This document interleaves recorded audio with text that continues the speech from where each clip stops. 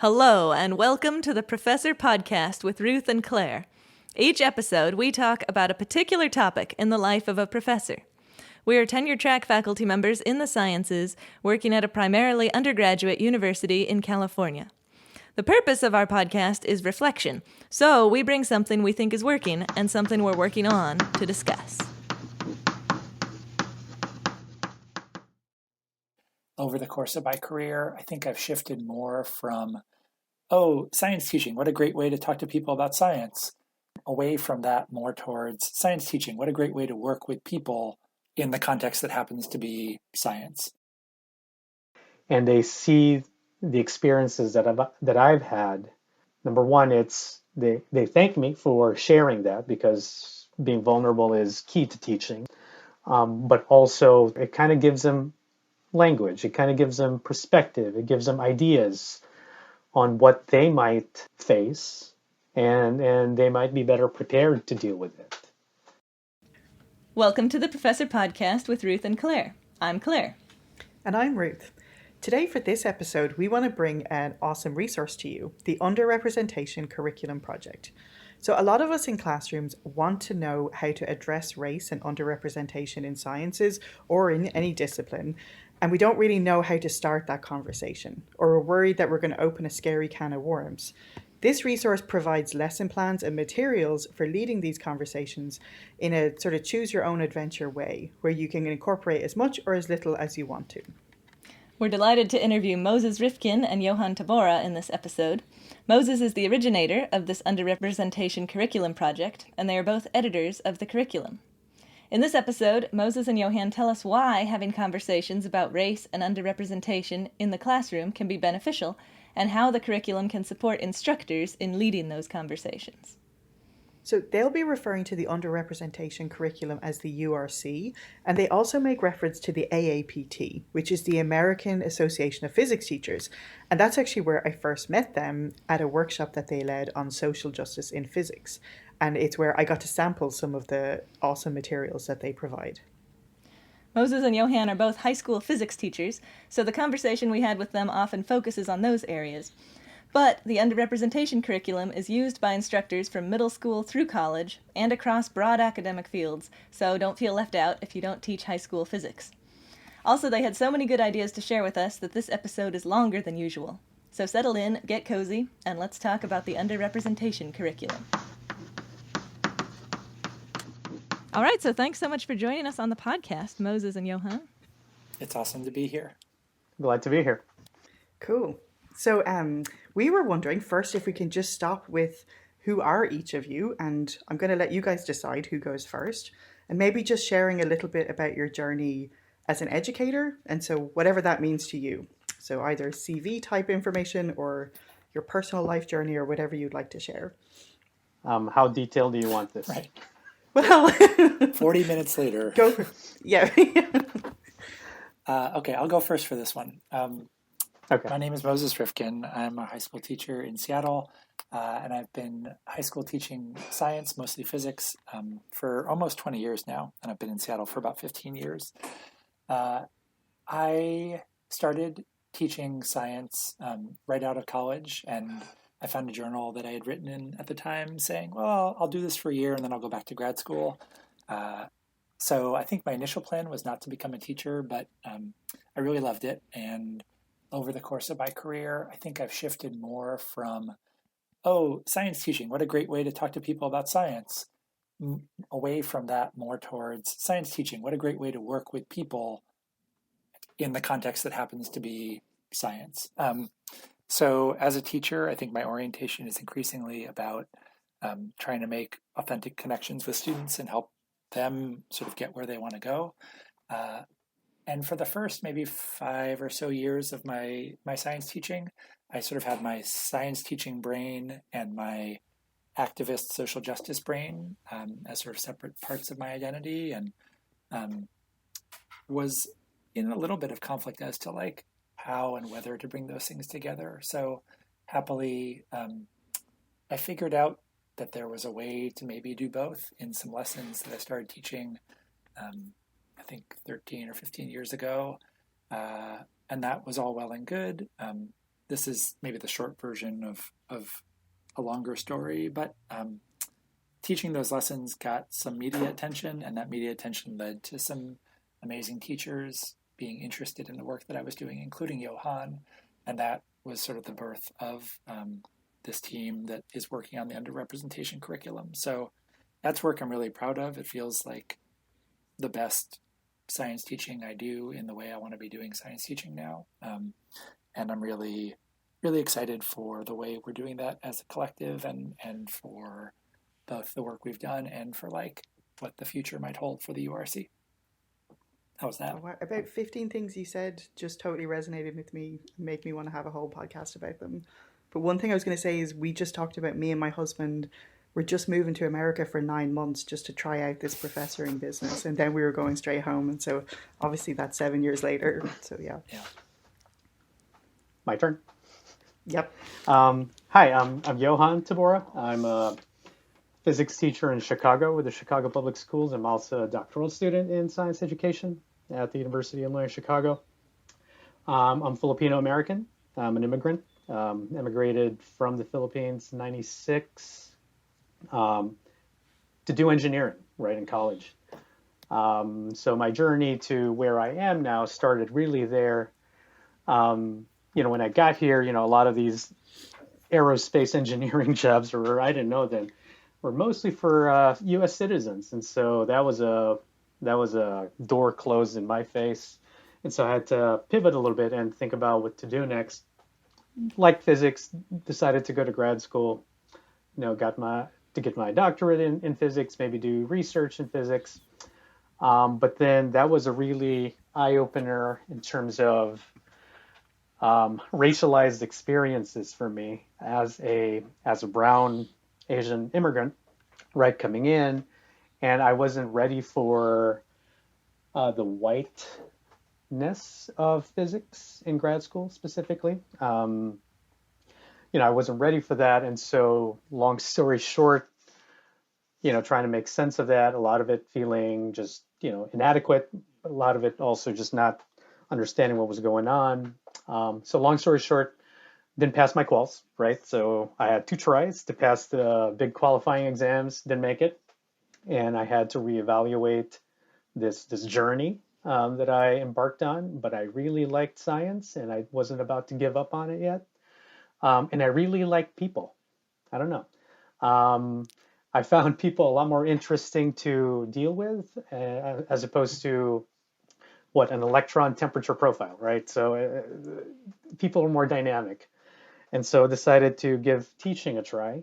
My first taste of it was with a 5th grader. We got hooked up through the public schools and mentored him with science fair. And then from there, mentored other high school students wanting to get some experience with, big multi-million-dollar physics toys. And so that was my aha moment in terms of, hey, you know what, maybe I want to be a teacher. So I went to grad school again to get a teaching degree out east. I missed the Midwest, and so I came back to Chicago, and I've been teaching at my school for, this is my 17th year teaching. So yeah, same school. So I've been there for 17 years, and started my grad program about 3.5 years ago, in science education. And really my path to this was understanding, like Moses said, for me, it was trying to make sense of why I failed, air quotes, in physics. So this is about 2014. I think 2013 is when I first reached out to Moses, I think, because I found his curriculum somewhere. And so that was the genesis of this, just trying to make sense of my own experiences into why I failed in physics, and kind of trying to have students have that experience of, hey, this happened to me, and this, I don't know, this might happen to you, but I wanted to share what I've been through so that you can be ready, if you will. So that was so that's why I'm involved with this. It's for me still an ongoing process of making sense of these experiences, but also wanting to change this culture that I found myself in and did not survive in, if you will. So, Yeah, and this is where I'm at. I love it. That's a great story of how you came to be involved. How did you find Moses? It's called Google. It's called Google. There you go. Even in 2013, I don't know. I forget. I tried looking back at my emails saying, when was the first time I met Moses? And it wouldn't give it to me. It was 2018, and I go, it's got to be 2013, 2014, something like that. Uh-huh. So Yeah. that was it. And so Moses, you told us a little bit about this, but how did you come to be involved in this underrepresentation project? I think, it started it wasn't a project. It was just a lesson that I devised for my students. Uh-huh. And there's a conference every year called the People of Color Conference for independent schools, for independent high schools, where one of our administrators was presenting about, I think, culturally competent. I forget the phrase that he used at the time, but it was something like, cultural responsiveness in the classroom. And I talked a little bit about this lesson, and there was a teacher in the audience named John Burke, who's a member of the editorship, who runs a physics education blog. And so he was intrigued by what he saw me talking about and asked me to write a blog post. Johan, I don't know if that was a blog that you read back in the day. Could have been. Could have been. So it didn't start as a capital P project, but as I started hearing from teachers that they were interested and excited about this, and that they were trying it out in their own classrooms and doing it in their own way, it felt like, ooh, we should try to see if it can be bigger than just something that happens in my classroom. So I think that was where it became a capital P project, if that makes sense. Mm-hmm. Johan invested really early. He's like, employee number 3 of the URC. An early adopter. I like it. But then I think formally, right, it was 2017 in DC, or prior to that AAPT summer meeting, that when we started, hey, let's get together and see each other face to face. Yeah, that was... put the face to the name. I remember that so vividly. Like, we had been working together on this project for about a year, or maybe even longer, but had never met in person. And That's right. We had a very lovely, but I'm an introverted person and feel pretty socially awkward. So very lovely and maybe a little awkward dinner with the editors, many of whom were meeting. That's right. That's right. That's right. I think it was Cuban food. Yes, it was. Something like that. Mm-hmm. The source of all good collaborations. With a very underwhelming drink. Yes, I remember that too. As I remember that dinner was. Yes. You should ask them for sponsorship. That's right. That's right. Yeah, Johan, I really appreciate you sharing that experience, because my first grad school experience was an unmitigated disaster. It was just so terrible. And part of it too, a little bit, was that navigating a different culture. And as a white immigrant, it's different, but just still being somewhere different was really intense. And I think just being able to tell students that it's one of the most powerful tools. Mm-hmm. So and that's awesome. And I think it's something that a whole lot of people don't really think about. This transition to this academic space that is that has its own culture, right? And if you're not privy to that culture, you're like, what is going on? So that was a big shocker. And it wasn't until later on in my life, maybe 5-6 years ago, when I started thinking, it really wasn't me.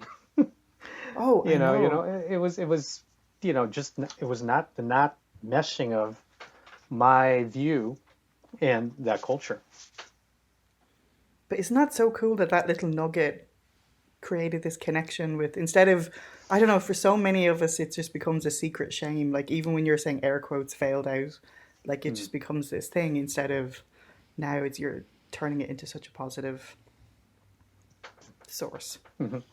Yeah, I hope so. Yeah, it's been good so far. I wish I had said this earlier, and maybe it's especially relevant to this being a podcast, but I was remiss in not mentioning that I'm a white man, and I think one of the real joys for me of having this be a collective endeavor is, in my first attempt, the URC was like what I thought the underrepresentation curriculum was reflective of my own background and my own experience, and so it was sort of something for other people's benefits, and something that Johan and some of the other editors have brought is, like any good project, just having a more diverse range of perspectives in the project is making the project stronger. Which is a perfect modeling for physics, right? Concur. Yep. So could you guys tell us a little bit more about what the Underrepresentation Curriculum project is, and what is it like in its current form? Let's alternate who goes first. Okay, I'll go first then. It's a we like to call it a modular set of lessons that an educator, when they come into this project, they can see that it's a set of lessons roughly divided into 3 big chunks. We call it the beginning, the middle, and the end. Perfect. Very creative, right? And so the beginning lessons are more like, hey, here's how you set the stage. Here's how to get the students to start thinking about, systemic issues from a systemic lens. We don't dive into the really hard stuff immediately. We want to kind of get them ready. So some of those lessons might be, hey, is physics objective or subjective? Or let's think about representation in physics. Let's look at data, and let's try to make sense of these graphs. And then from there, once the students have kind of gotten the appetizer, if you will, so then we get into the middle section, if you will, and these have a whole plethora of lessons ranging from systemic racism, sexism, there's white privilege, help me out, Moses. There's The myth of the model minority is one. The model minority. Mm-hmm. So then that's the middle part. So there's about, 8, 9, 10 standalone lessons that teachers can pick and choose what might fit their context and their capacity. And then the end unit is what we call action. So that's where students and teachers can come in and see what ideas other teachers have had to kind of actualize what they've learned. So Mosey, you want to go from there? Just that I think is 95% the exact words I would have used. I would just add that the modularity is important because we feel like different teachers in different contexts have different things that they need from the curriculum. So rather than the URC being one set of lessons that everyone teaches in the same way, we've tried to set it up so that a physics teacher interested in talking about race in the context of science might use different lessons than a biology teacher interested in talking about sexism. The other thing that I think is sort of special about the URC is it is talking about the things that Johan mentioned in the context of science. So the systemic racism lesson is not just let's learn about racism, but let's look at how racism impacts the practice of science, and let's look at how this idea of racism that you're learning about might be one thing that explains the underrepresentation that you saw in the beginning lessons. So everything is really pegged to talking about the practice of science instead of just being separate from teaching science. That's lovely. And then one thing just to add, I think we want to emphasize too is the end, the last unit, which is on action. And what we've found collectively as the teachers is that if we just talk about things, a lot of students kind of just feel, okay, then what? Blah. Yeah. So they want to actualize things. And so there's a big emphasis on trying to do something at the end so that they can start moving in that direction of being activists and taking what they learn and actualizing something. And we find that students, just like students have brilliant ideas about science, students have brilliant ideas about how to change the culture of science. We don't need to teach them that. We just need to give them a space to talk and to do. That's lovely. And do you find, so are they coming up with project ideas for within the school, or what kind of things do they come up with? Among other things, this is my bad spot. This is where I'm weakest in terms of how to teach this. And so one thing that I am planning on doing is we have in our school what's called a culture and climate team, comprised of teachers and students, and they identify, what are these salient problems or issues that are cropping up that pertain to equity and social justice, and also, and this is my plan, is looking at, kind of having my students interface with that team and maybe identify one or two problems that we can create an action plan that they can implement. If I have underclass students, juniors, sophomores, then they can, work these problems out in the succeeding years. That's great. Yeah, I think to answer your question, Claire, my students have mostly tried to apply what they've learned to our school. So something like making a mural of physicists that hung in our entryway that was all physicists of color or Black physicists. That happened a couple of years ago. Cool. Or I teach in a middle and high school, wanting to teach what they'd learned to middle schoolers. So I think there's Oh, that's awesome. Yeah, super awesome, right? Like, that's so much better than me saying, hey, now we're going to teach the middle schoolers. The fact that they generated that idea Totally. made it meaningful for them. There's I also like that. I might steal that. Yeah. Oh, I mean, that is the URC. One thing that I'm really proud of is too, sometimes there's been like a very personal connection of like students recognizing that they have had very few teachers of color or science teachers of color in their schooling in our school, turns into, I think last year or the year before, their action was, we want to meet with the administrators and tell them how important it is as students of color and also as white students for us to have more science teachers of color. And we want to know why there haven't been more science teachers of color. What's the process that's keeping that from being the case? So that feels really personal and meaningful to me. That's awesome. Yeah. And it's powerful because something like that students don't often realize in whatever arena they're in, they have a lot of power. And it doesn't feel that way, but if they're all saying, hey, why is this happening? People might pay more attention.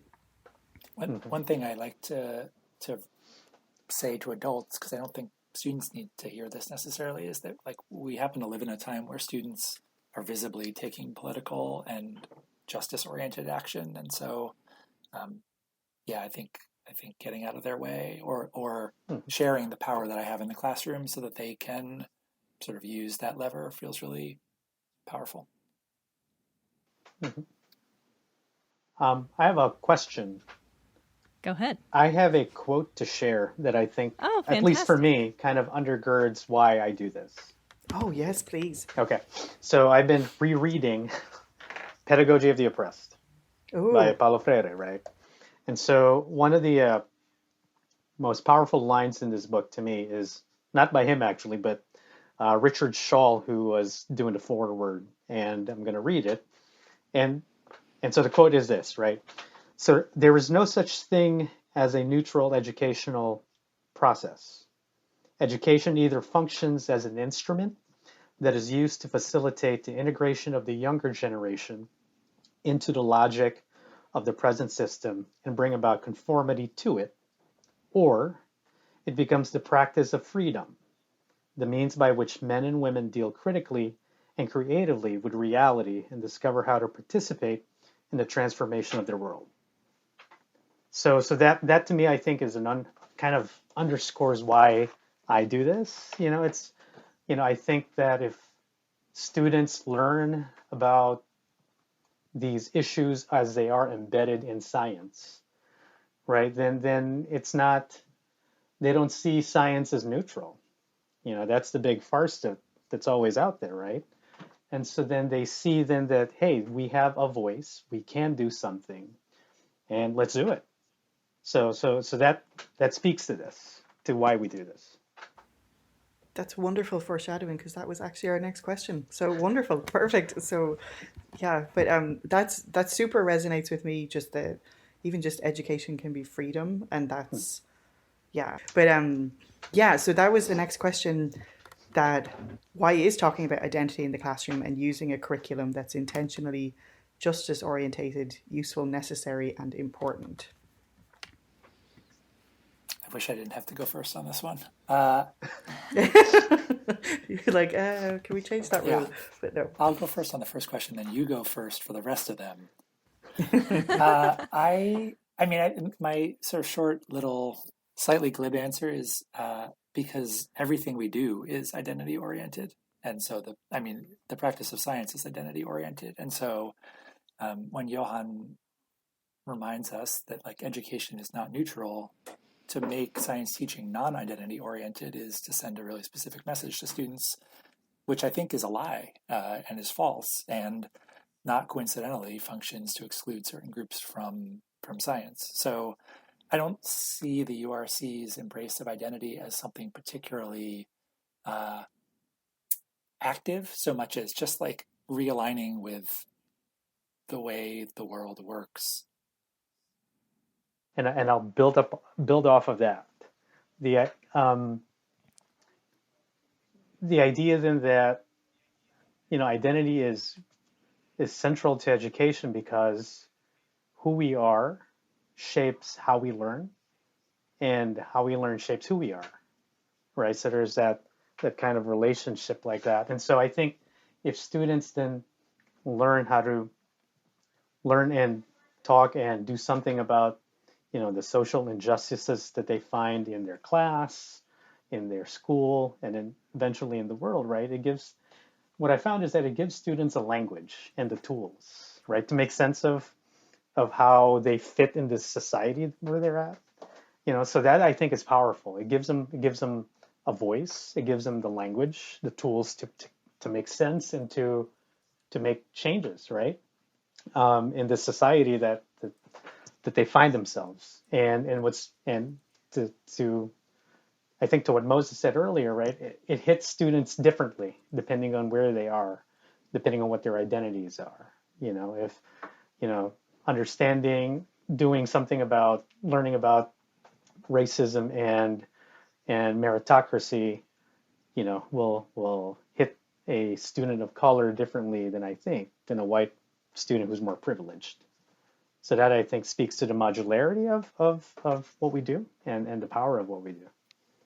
To get Totally. even a little bit more specific, I think the idea that science is a human practice and not an objective practice comes as a surprise to my mostly white students, because I think they've been taught that their experience is outside of race, or that they have sort of a race neutral experience. So I think that idea comes as a little bit more of a surprise for my mostly white students.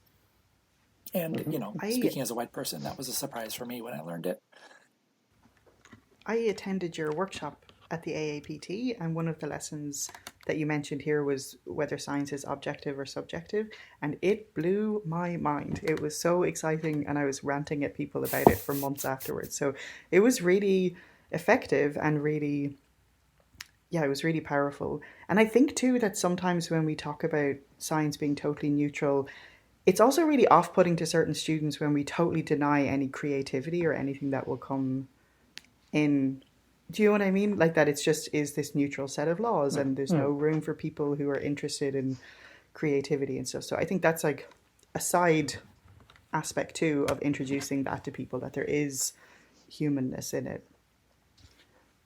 Ruth, you mentioned that. That's my favorite lesson to start with. Yeah, it was really cool. And that's a lesson that was not in the URC when I first taught it. Like that comes from the sort of collective effort, which is rad. This reminds me of a topic I heard you talk about, Moses, on a different podcast, where you said something about how not talking about identity and minoritization in the classroom can be misleading for especially the majority students. Can you say a little more about that? Sure. When I first was talking about the URC, I think the concerns that I heard from science teachers was like sort of what a dangerous idea. And I think my answer to them at the time was just to point out, as you just said, that like we're constantly making a choice as science teachers to talk about identity or not. So to say that teaching the URC is like injecting something, I think sort of misreads how we move as teachers in the world. Like we're already injecting something, and so we should just be really intentional about what it is that we're choosing to inject. And I actually wish I hadn't used the word inject there, because a thing that I hope we can double back to about the URC is that it's very explicitly not about telling students what to think, but about creating a space for them to decide what to think. So maybe inject is the wrong word, but yeah, I think, if I don't teach the URC, if I only talk about kinematics as a physics teacher, then I'm communicating to students that physics is not about identity. I'm not communicating to them that it's outside of identity, but I'm communicating that it is identity free, which I think is false. Sure. I used to work at a very predominantly white institution, and it was quite like a lot of the kids there were only in classes with other white men, really, in the classrooms. And then when they would go and they would work in Palo Alto and stuff, and I guess it seemed normal to them that all of their colleagues and employees that they would hire would be white. And it just can perpetuate so far beyond that first classroom, just that idea that, like you said, that misleading information that, there is no misrepresentation. If you leave that out, then it has huge consequences later on. There's, I think the explicit criticism that I hear of the URC has gotten quieter and quieter over the years, because I think, especially in the last year, we now live in a moment where like more and more science teachers are seeking things like this out. I don't know if that criticism has gone away or just has gotten very quiet. But I think there's often a sense that talking to students for privileged identities about that privilege is like designed to make them feel bad or designed to, browbeat them into submission. Whereas I really think it's just about seeing the truth more clearly. So I've started asking my students at the start, if there was like some part of your life that was true that you didn't know about, wouldn't you want to know about it? And fostering that sort of like positive orientation to learning more about, the fact that you may be walking around with a sign on your back that everyone else can see, but you can't see. Most students want to know what's on that sign. So yeah, I'm not coming into this trying to make anybody feel bad. Precisely the opposite. That's a great way to put it.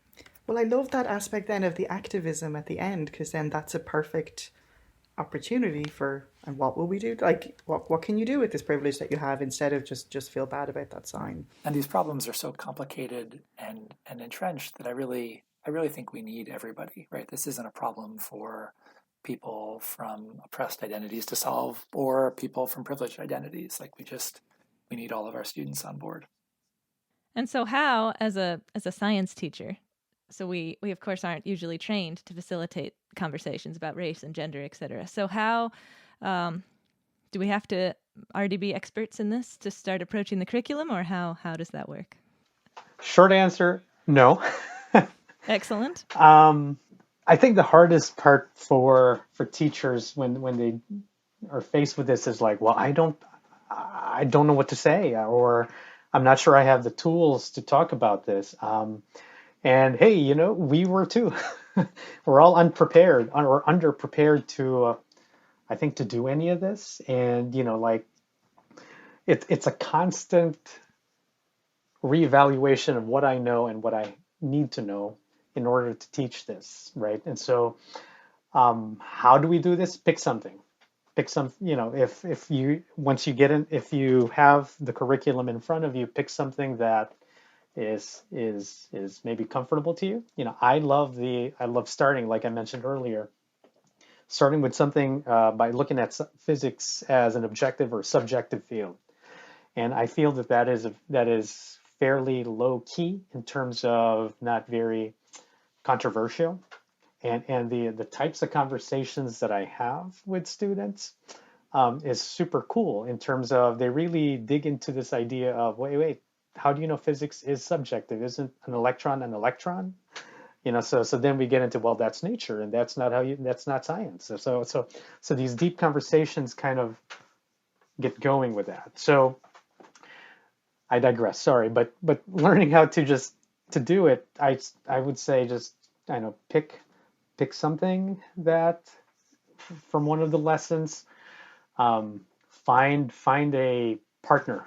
I would also argue, find somebody that you can talk to and who would be maybe even willing to do this with you, and just have that person to bounce ideas off of. I think that would be super important. Which, just to throw in a side plug, is part of the reason that we packaged with the URC is access to an online discussion community, because we're hoping that, we've had 1,800 people access the curriculum, and we sort of imagine that as those people start asking each other questions, the answers that emerge from that community will be better than anything that Johan or I could come up with. Claire, I think in response to your question, Johan's right, you don't have to be an expert. I always scratch my head a little bit because I don't feel like I'm an expert in any part of my job. And it feels a little disingenuous to apply a different standard of expertise to talking about identity than it does to talking about, the best way to teach Newton's second law. And I think as science teachers, we're generally pretty comfortable with the idea that, okay, like I have some ideas for where to start and I'm going to see how they land and then I'm going to do better the next time. I think that orientation to teaching is exactly how teachers can approach the URC. It feels like maybe a little scarier because it feels very different, but again, the URC isn't about positioning the teacher as the person who has the answers. It's positioning the teacher as the person who's asking some questions and then creating a space for students to talk to each other. So I still always feel nervous before I facilitate the URC. I mean, I feel nervous before every class, so that's a whole other thing. But I don't think it's all that much scarier than what we do as teachers all the time. I think it's scary because nobody wants to talk about these things. That's the thing, right? And nobody wants really to talk about racism or sexism, especially in a science class, because hey, it's neutral. But at least in my head, that's the vision that we're trying to strive for. Is right. Let's normalize this. Let's make talking about this part of teaching, because it's teaching is not neutral. So let's embed in how we teach. I mean, what the world really is like, and so then it becomes a normal thing, right? So in my head, the more teachers, Moses, you said 1,800 or something, have access to the curriculum, and then that's a groundswell of just fermenting ideas that are just going to be better and better as time goes on. I think that would be fantastic to be in that space where teachers are just bouncing ideas off of each other, and then I can see then that maybe 5-10 years from now it might not be as scary as it is now. Obviously, as a woman, I'm not minoritized in the world, but I can feel minoritized in physics. And so sometimes I feel frightened about bringing things up where they're like, oh, here's this lady agenda again. Or one student used to always talk about my socialist agenda because I was from Europe, but it's kind of true. But anyway, so sometimes I just want my male colleagues to talk to students about things. So I'm like, they're going to listen to you more about this. And this is just me doing the lady physics stuff. But does that come up for people when they're trying to do this stuff? Or is there a difference in how people approach it depending on your identity, if you know what I mean? That is something I struggle with a lot. Because I remember when I first started doing this, one of the things I was thinking of was, am I just letting out bad laundry?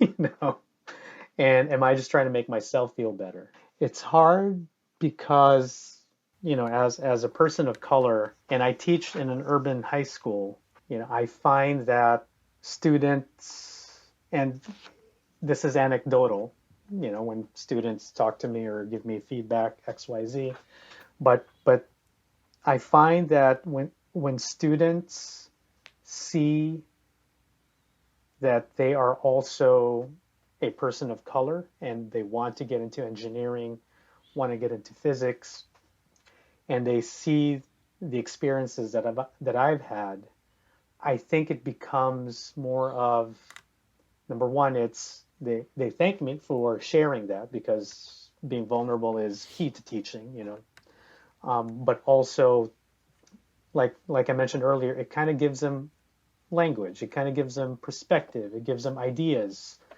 on what they might face, and they might be better prepared to deal with it, right? So but yeah, there's always that looming idea of, am I, if, especially with students who are privileged and white, and they look at me, and I've had those, and I've always, doubted myself every time I teach this. I'm like, I wonder if that student's just thinking, going through the rules of just trying to appease me, because I'm the teacher, and giving all these nice responses.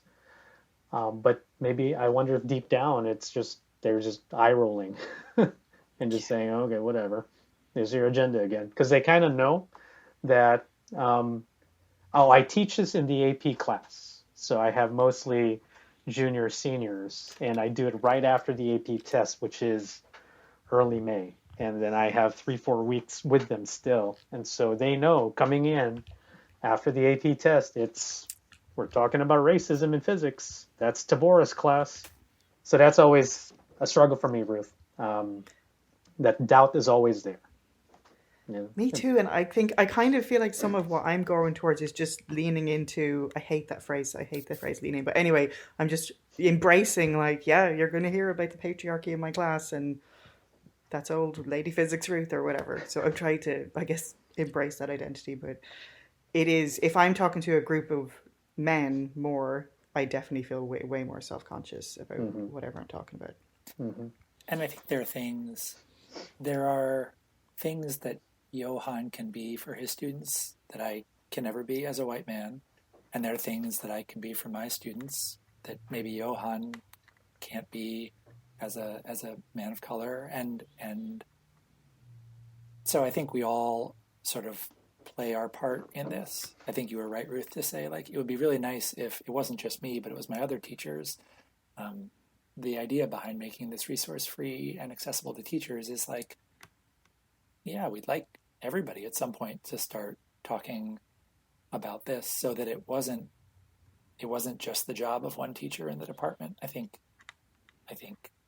everything I teach, I know that, like, I'm going to hit some students and they're going to get it from my colleague in another class, the ones that I miss. And the hope is that over time it becomes part of what they learn going through our school or going through multiple schools. So I certainly think a lot about the students who I don't reach. And I think that's one of the things that makes me a good teacher, like that doubt that Johan talked about. I have my own version. But that's just part of reflective practice. And again, I think the hope is that over time, like, we as a science teaching community reach all the students. That's why we need everyone, right? As teachers, we have to see ourselves as part of the machine. I mean, we are in this system that is privileging white Western culture over others, without people knowing it. That's why it's so endemic. It's just normal. It's just the way it is. And so I think it's not enough to like you said earlier, Moses, just to teach kinematics. And I got to think about what my students are internalizing when I just say, oh, this is it, and this is Newton's laws, et cetera, et cetera. So in terms of positioning, I need to see myself as a cog in the machine that is innately racist, that privileges certain cultures and looks over the rest. And I got to ask myself, well, what should I do, right? As a person of color, I mean, I'm already in the disadvantaged group, so I'm like, of course I'm going to fight it. What? And if I don't, then my soul's not going to rest when I die. So that's my personal stand on this. Why I need to do this. And there's I think a different process for people with privileged identities. Like what coming. It's a thing that and I'm talking here like more as a human than as an educator at the moment. I am constantly relearning why systemic racism harms me as a white person, why systemic sexism harms me as a man. And then I forget it, and then I relearn it, and then I forget it, and then I relearn it. And but I really do believe on a core level that, like, I'm not doing this work for the benefit of students of color or for female students. I'm doing this work for the benefit, on some level, for all students, but also for myself. Like, I also won't rest when I die if I have been a cog for something that, when it's made explicit, I really don't want to be a cog for. Totally. That is super powerful. I'm glad you said that, Johan, because I think that is like, if you peer behind the curtain, that's the truth of things. Yeah, and that nugget of I guess a nugget of information, right? That perspective, I guess I recently just had that aha moment about that. That we really need to evaluate that we are just a cog, and we need to do our thing to kind of unwork this system, this machine. So yeah, that speaks to, I think, the reflective nature of teaching, the reflective nature of what we do, and the need to constantly look at our practice, look at ourselves to make ourselves better. Because, students look up to us, whether we like it or not. That's only something I've started to realize lately. Because you're like, who, me? I'm just an idiot. But then, like, they do still, just because you're in the front of the room, like, you have this sort of, yeah. So I guess one question that we would have is, what do you think is a good way for people to start implementing this curriculum without necessarily taking over their whole class and making that? Because that's something I felt, whenever I mention it to people, the pushback you get is, the minutes, right. I have all these minutes and I have to use them for all of these, special equations. And so how would you, if you were giving someone advice about how to start implementing this? Because I think you have a great emphasis in start in a way that you can manage. And so what would that kind of look like? So I do this in my AP class regularly because I have that chunk of time at the end. I also teach 9th grade physics, and it's a little tougher there because, number one, I teach with a team, right? And we all have to be aligned, and I can't veer too far away. Otherwise, I will not cover the content that I need to. So what I've done before was to intersperse things here and there. I think 3 years ago in my 9th grade class, I said, let's construct a physics person. What would this person look like? So what are some qualities that a physics person would look like? So I think I did that first quarter, and then second quarter, I say, let's revisit this physics person. What would that look like? So I'm kind of targeting identity, right? How they see themselves. I might give surveys about, hey, let's think about underrepresented people. I might give them, I remember doing this. I gave them the Texas versus Fisher versus University of Texas case. So I'll give the backstory. So there was a student in the University of Texas. She sued the school because she was not accepted, and somebody else who was a person of color was accepted, I guess, in lieu of her, right? Mm-hmm. And so she sued, and it went all the way up to the Supreme Court, back and forth between Supreme Court, lower courts, back and forth. But then in one of the most famous hearings, right, Justice Roberts, the Chief Justice, says, well, what's the word? What unique perspective? What unique perspective does a student of color, a black student, give in a physics class? And of course, that set off all sorts of things. And so I kind of gave that. I kind of gave that as a prompt. I'm like, what do you think is happening here? What do you think the Chief Justice means by unique perspective a student of color gives to a physics class? So I remember giving that, and then maybe a few weeks later, do a follow-up, say, well, has anything changed between what you said at the beginning and now? And all in between, right? You're going through kinematics. I'm talking about Newton's laws, et cetera, et cetera. So that's one way to do it. The hard part with that is getting traction, or staying consistent. Because of the infinite number of tugs and pulls that you have as a teacher, right? This can get waylaid really, really easily. So just being consistent, I think, is going to be crucial, and in small bits. But also, if you can manage, find a thread. How do you stitch all these together so that it makes sense and not just random surveys that come out? Sure. So that's the struggle I have with 9th grade. With this pandemic and with this remote learning that we have, which is nice, we've decided to cut our curriculum in half. So we're going to teach half. And so I've decided I'm going to put the whole URC in a chunk. And maybe the second semester around January, February, after the first semester, plop it in there. So Nice. we'll check in a year from now, see what happens. Yeah, I yes, think please. in some ways this feels like a similar question to the one that we were talking about before. Like all teachers are constantly making choices about what to teach or not to teach. And Uh-huh. I think it's actually the wrong framing to say, well, I have so much other stuff to teach, so there's no space for the URC. I think it's, well, you're choosing to Mhm. teach this other stuff and not the URC.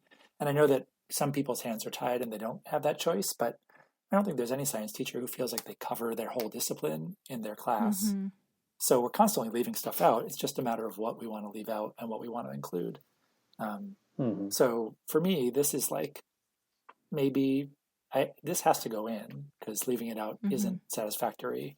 And for me, I have the flexibility to leave some other stuff out, but I think this is also where that modularity is really useful. There are some people who teach their URC is a one-day lesson about objectivity in science, and that's it. Mm-hmm. And that's all they have space for. And that's honestly like, that's a really great step towards, a more inclusive science education compared to the alternative. Totally. And I like that you say that's a good step because that seems like a doable first step from the instructor Right. point of view too. Totally. So Totally. in terms of curriculum and also in terms of going down this new and scary path of talking about these topics. We're still moving towards like a systemic way of taking in the impacts of the URC on students. But anecdotally, and sort of passing the sniff test in my own class, it's the most popular thing I do all year. And so I feel relatively confident that first step, if you're listening to what students say, very well might lead to more steps in the future. Like it doesn't feel scary for students or for teachers to start small because I think this work necessarily expands every time I do it a little bit. Mm-hmm. And I really think that objectivity lesson is so popular. I like it so much because the breadth of insight you get from students is so awesome. The level of awareness that they have about science and what constitutes science, and that's always a good step in my opinion. That's my stamp of approval. And I love it. Just to piggyback on that, like I don't think it's not like I'm a science teacher and then I hit pause on that and I do the ORC and then I get back to teaching science. Like even if my only goal was to pump out more physicists, I think spending time talking with those future physicists about what is the nature of this practice, that's really valuable, probably more valuable than like a day spent on thermodynamics, which they're going to be able to learn at some point. So I think talking about the nature and the culture of these fields is really part of our job anyway. It's like very aligned with my course goals and my goals as a teacher, as opposed to being something separate. Mm-hmm. Love it. Moses, you said something about pumping out physicists. It reminds me of this idea of a pipeline, right? We're in this kind of a pipeline educational system where science, STEM is meant to produce scientists, engineers, mathematicians, etc. And I think what we do is we're trying to humanize it. I quote a science educator from Canada, Glenn Aikenhead, and he and a few other scholars, they have this idea of, well, what is it to humanize science? What is it to make science applicable to everyday lives? Because not everyone's going to be a physicist or a scientist or engineer. So how can they do physics in a way that makes sense to them, right? And that goes back to identity, right? You want to bring physics to them so that they can identify with it in the context of their lives, and that's such a hard thing to do.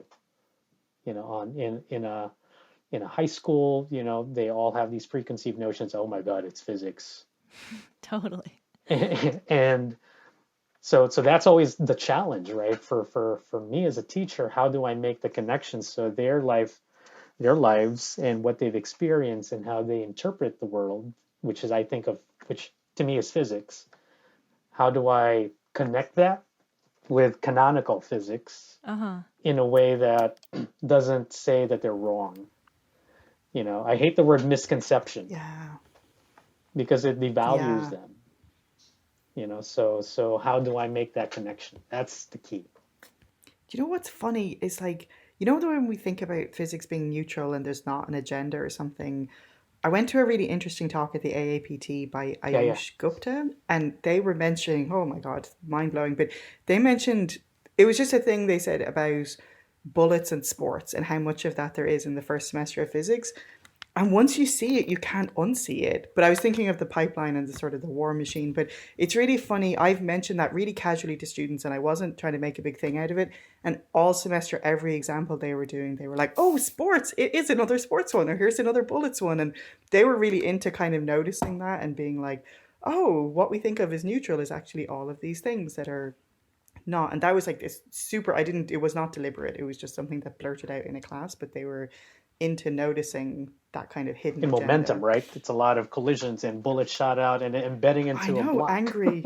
Yeah, I tried to rewrite some problems where it's like you're roller skating and you're jumping over baby ducks, but I don't think they totally landed. But it was like trying to make it less rockets. That does connect to my Yeah, experience. I had a colleague who noticed that, and she started rewriting the problems to make it more, I don't know, human, more feminine, maybe even, because she noticed, a lot of these girls, she's a person of color teacher, and she said a lot of these girls don't like it, and I wonder if it's because a lot of these examples are masculine, and I go, oh yeah, that's true. So she started rewriting these things. There's legit problems.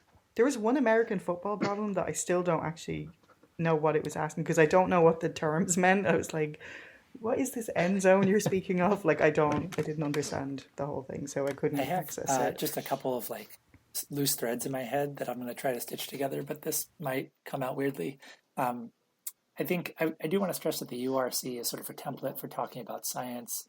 And most of our conversation today has revolved around physics because Johan and I are physics teachers, and most of the teachers on the URC team are physics teachers, and that's just sort of a weird coincidence.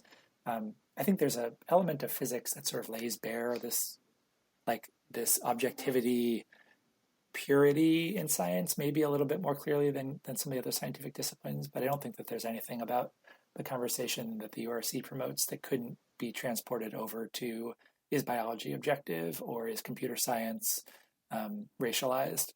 So that's important to mention, even though, I put everything in a physics context because that's the world I live in. And maybe that might actually be the segue. When Johan was talking about like finding a through line, I think the through line is doing what he said before about like finding ways to connect all of these ideas to students' lived experiences. And the URC makes that in some ways like a little artificially easy because we're talking directly about identity. But the challenge for me as a teacher, which I'm very much still working on, is how do I figure out how kinematics connects to my students' lived experience instead of how do I do the URC and then get back to kinematics? Like the goal for me as a teacher is to expand this idea that who you are impacts how you learn to everything I do instead of just sort of walling it off in this one unit that does it pretty well. I think what I'm saying is I think the thread that I hope someday will run through my teaching is what relevance does all this have to our lives?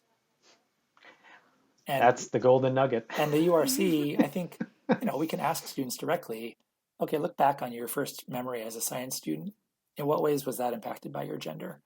That's pretty easy to ask in the URC. It's a little, for me as a teacher, I think in part because I learned physics in a non-identity-based way, I sort of think, well, it's time to teach kinematics. I'm just going to talk about bullets and cannonballs, and so there's a challenge there for me to relearn how to introduce these scientific topics in a way that's actually just as open and influenced by students' experience as the URC is. And again, I'm using physics because that's what I do in my classroom, but I think the same challenge is there for chemistry teachers. And I hope that's, I think the goal of the URC, right, is to how, this might come out discombobulated, but here's the URC as one entity. Here's canonical physics as another entity. How do you mesh it together so that it connects with students' lives? I think that's really what we're striving for, right? How can we teach science in a contextualized way, meaning, you don't see kinematics just for the science. You also see, well, whoever developed kinematics or, whatever, there's all these social issues embedded in it. And then the next layer then would be, well, how do we then as educators make that relevant to students? So that's the big question that I always am trying to answer. And it's always going to be a question. One of the things I really like about this way of thinking about teaching and about the URC is, as opposed to like a pipeline model, which is like, what can I as a teacher do to cram more female students into the field? It's just like, how can I be a better teacher for all of my students? And if the field becomes more diverse as a result, that's great. But really, as Johan said before, we're talking about changing the culture of the field and seeing the representation as a like windfall benefit of that, instead of trying to solve the problem of students not going into the field. Yeah, we have in our university we're a Hispanic serving institution, and we also have a huge number of first generation students. And a really big thing I've had, just this is totally anecdotal from talking to students, but it's almost the idea that you have to leave your culture behind to go into physics culture. And I love the idea that by talking about these things in class, you're allowing people to bring their activist self to the classroom, or the aspect of themselves where they're like, but I want to make a difference for my community, and having that just not be, we're only talking about bullets today and then maybe we'll section off to this, like just the merging of all of that, and having it just feels really relevant, especially for those students, but for, like Moses said, for everybody. And hopefully with talking about whatever objectivity, racism, it catches students' attention at the very least, and then gets them to kind of tune in more to the class. And then the hope is, it gives them the tools and the language to make sense of this. So I agree with that. They can bring in their selves, they can bring in who they are, and we try not to shut them off by just saying, let's talk about bullets and cannonballs today. And for the students who crave the bullets and cannonballs, who in my experience are more white male students, I think this comes back to this idea of like reclaiming your humanity. Like, I think some of those students would really benefit from learning about science beyond the sort of like, hard lines of bullets and cannonballs. Mm-hmm, mm-hmm. Wonderful. I'm always very negative and anxious, so I'm just going to bring that in to the last thing. Have you, like, I get really nervous that someone's going to say something horrific. You know what I mean? And like how to kind of... How students would say it? Yeah, like I've been in a space, and again, I'm not equating gender with race, but I've been in a space where people have been openly talking about whether women had the brain power to do physics, and it was really horrible. And so I wonder about protecting students. Like, some of my anxiety about bringing this stuff up is, oh man, if I open this can of worms, some kids are going to say horrible things and it's going to really hurt other kids in the class. Or do they need to be here while these white male students are working out their issues out loud? Or, you know what I mean? Like, how do you kind of...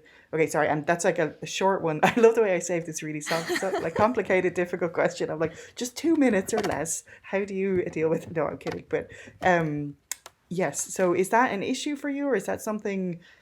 Yeah, I'm always bringing the doom. Yes, it is always an issue, and it's something that we've been really recently just discussing in depthly. How do we protect, shield, not re-traumatize students, right? As other students are trying to hash out their biases or whatever. And man, I wish I knew the answer. The standard things are, before talking about racism, and this has been my blind spot, how before talking about racism, pulling students aside, hey, we are going to deal with XYZ, and I want you to know that, number one, are you okay? Number two, know that you're not the representative of your population.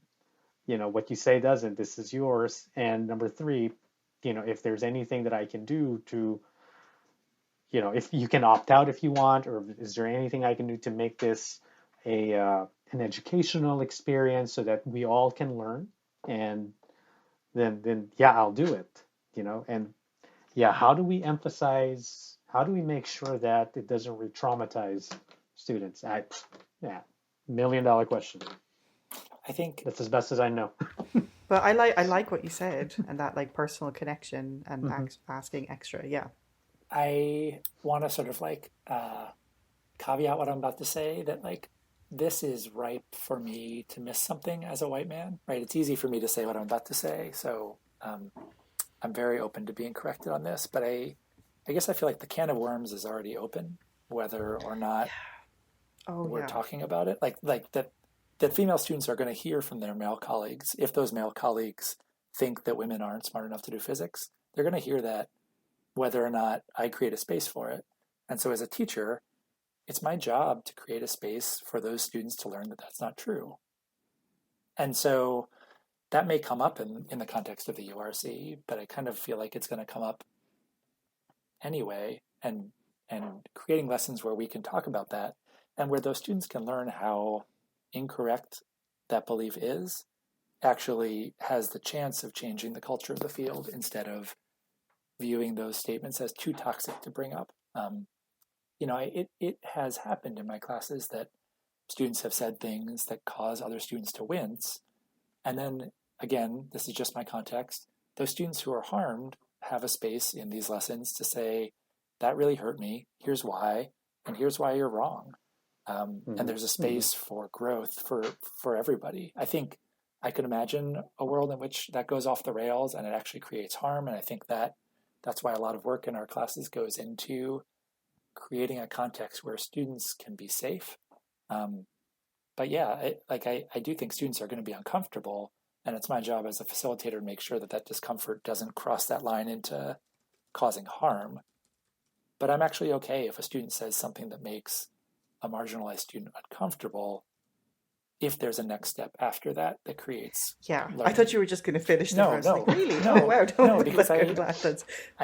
again, I started off by saying like that's playing pretty fast and loose with the feelings of students who are not, like, I can't see what it's like to be a student of color in a mostly white physics class. So I'm really hoping that Johan or other people will check me and say like, Moses, that's a little too loosey-goosey. But I had a very powerful conversation with a student recently about silence and how silence, you can fill it with different things. And so maybe if you're the person of privilege and you're like, I'm a good person, everyone else is a good person, we're fine. Whereas like the minoritized student of color can sit there feeling like everyone hates me and thinks I shouldn't be here. And it's just once you air things, people can. So like some director of CERN said some other hateful things about women and just something deeply unhelpful. And I remember asking someone, should we bring it up? And they were like, no, that's putting petrol on the fire. Like, do not bring it up. And then I did anyway. But then the students were like, yeah. And like the female students looked so relieved at how indignant the male students were about this thing. And they were like, well, that's crazy and that's ridiculous. And the female students were like, really? Is that really what you think? You don't agree with that? And they were so happy because in the silence they were assuming maybe everyone thinks this is how it is and agreed with it. You know what I mean? Mm-hmm. And so I think you're right. I think it's already happening. Like they already, like those messages are already out there even when we're not explicitly talking about them. I think, in response to the loosey-goosey, method, it can be a learning experience if it is framed, managed properly.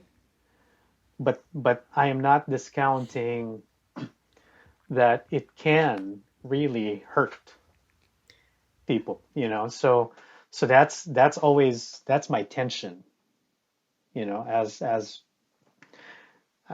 I can see, you doing it the way you do it, right? But I can also see students shutting down and just, I don't want to deal with it. I'm sorry. I wish I were more articulate about what No, I I'm think thinking about this. Because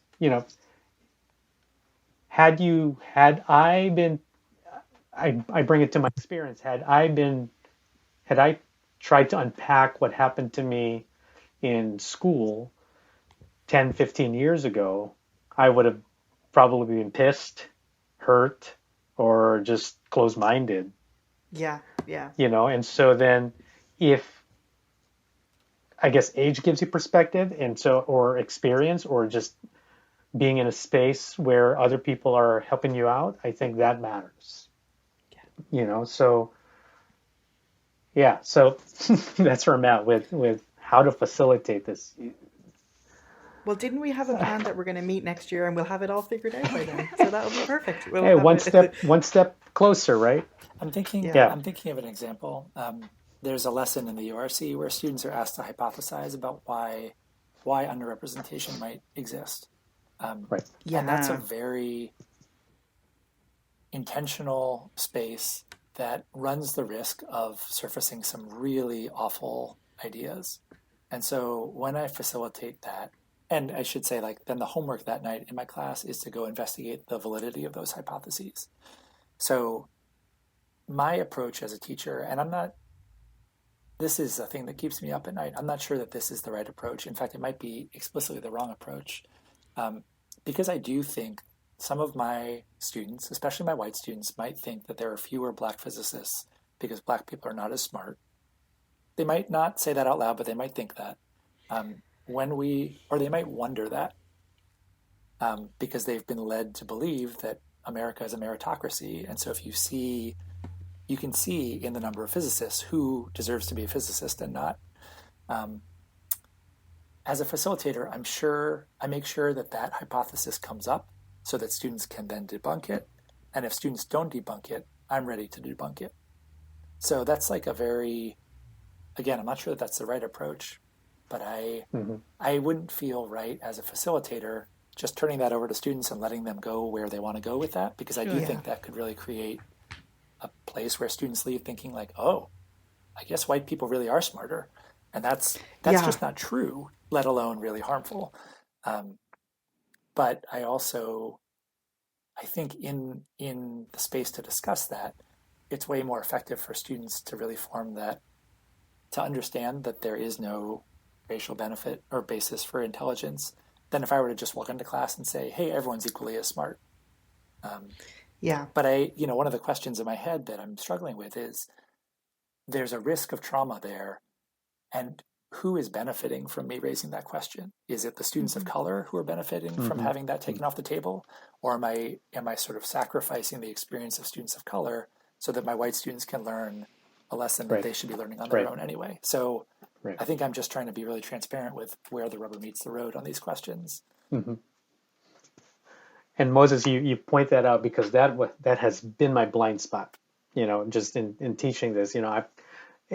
I this past implementation this spring, I completely forgot about that nuance of, because the way the curriculum presents itself is that pick a hypothesis that you think other people have about why there's an underrepresentation. So it removes them from it, and it allows the most, like say toxic reasons to be out there. Mm-hmm. And I completely forgot to phrase it that way. and so I don't know if my students who did it with me were, injured in some way or the other. So it's a reminder, that we all have work. I have work to do just to always have my radar up and tuned to all these frequencies, right? So that I can see all this, and it's, dare I say, impossible to keep track of all these things because it's such a complex set of issues that we deal with, and they're multi-layered and they're all kind of interwoven into one big amalgamation of ideas that trying to make sense of it is just more than daunting. And so just so that listeners don't walk away thinking like, I would not touch that with a 40-foot pole. Sorry, I had to bring us to the negative endpoints. Right. That has by and large not been my experience, that it ends badly. Mm-hmm. And again, caveat, like maybe as a white male teacher, my students who are harmed by this are just like, I'm not going to tell you that this was awful to me, but in my classes, I put a lot of effort into checking in with students beforehand, as Johan mentioned, Right. and checking with them sort of in person and anonymously afterwards. And well, I think it's really good to be intentional about these possibilities, and I don't want to be loosey-goosey with it.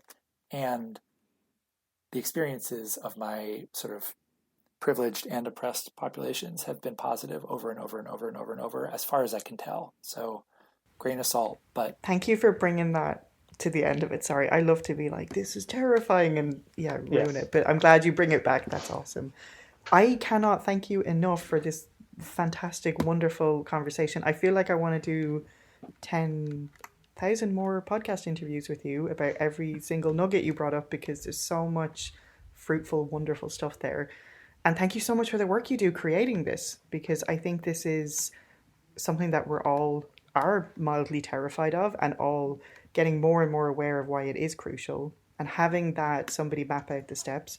I don't know if other people, if you've ever listened to the podcast, but I really want life rules all the time, and I don't want grey areas. I want people to tell me what to do. And so I am infinitely grateful for this wonderful curriculum. Oh, you're most welcome. This is awesome. totally. It's really delightful to talk to other people who are interested in this. Agreed. And just, if I may, just to hear Johan talk about it, it's really cool to hear other people who are brilliant do a similar thing in their own way. The podcast I want to hear is like other people talking about how they implement the URC, because I geek out on that. Right. OMG, I'm just having a big dream about what the podcast next year could look like. Maybe we can put that invitation out to people. That would be fantastic. Oh yeah. Multiple users. Thank you guys so much. Yes, Yeah. thank you. Thank you for this opportunity. I appreciate it. I think Moses and I, we appreciate the opportunity to talk about this. This is a labor of love for all of us. We're not getting paid for this. This is on the side, if you will. So thank you. Thanks so much for joining us on the Professor Podcast with Ruth and Claire. We're delighted to have you as a listener, and we would love to hear from you. And if you want to email us, our address is contactprofessorpodcast@gmail.com. We'd love to hear any of your suggestions for future shows, or professor quotes that you might want to share with us, or even just things that have come up for you when you were listening to previous episodes.